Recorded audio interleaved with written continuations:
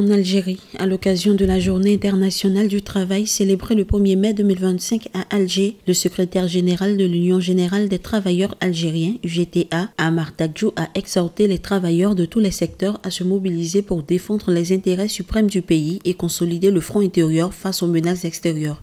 Lors d'une rencontre en présence du ministre du Travail, il a salué les efforts du président Tebboune pour relancer l'économie et améliorer les conditions de vie des travailleurs. L'UGTA prévoit par ailleurs une série de rencontres avec les ministères et le patronat, ainsi qu'une conférence africaine en octobre 2025.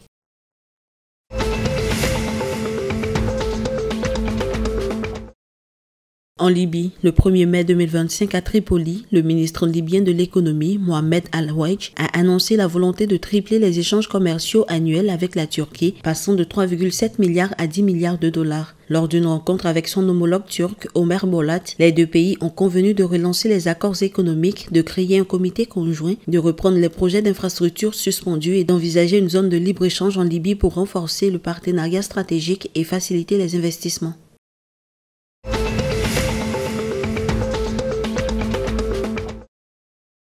En Égypte, le 1er mai 2025, le directeur exécutif du groupe arabe du Fonds monétaire international, Mohamed Maïd, a annoncé que le pays a remboursé plus de 10 milliards de dollars de l'ancien financement du FMI. Depuis 2016, 3 programmes totalisant 28 milliards de dollars ont été conclus, dont le dernier en cours jusqu'en décembre 2026. L'Égypte a déjà reçu 1,2 milliard de dollars récemment et un soutien climatique de 1,3 milliard a été approuvé. Le pays mise désormais sur l'investissement, l'emploi et l'exportation pour soutenir la croissance durable.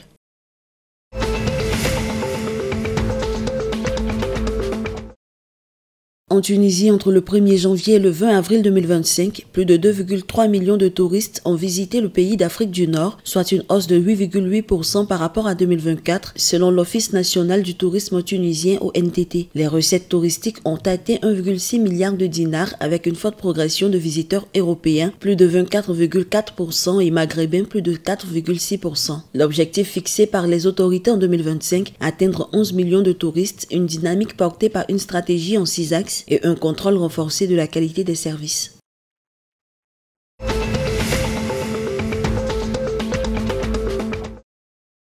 Les Lionceaux de l'Atlas démarrent fort la compétition. La sélection marocaine U20 s'est imposée 3-2 face au Kenya le 1er mai 2025 au Caire. Auteur d'un doublé, Yassir Zabiri a permis au Maroc de renverser la vapeur avant que Reda Larlaoui n'offre la victoire. Pour la deuxième journée, le Maroc croisera le fer le 4 mai avec le Nigeria. Il sera ensuite opposé à la Tunisie le mercredi 7 mai pour le compte de la troisième et dernière journée.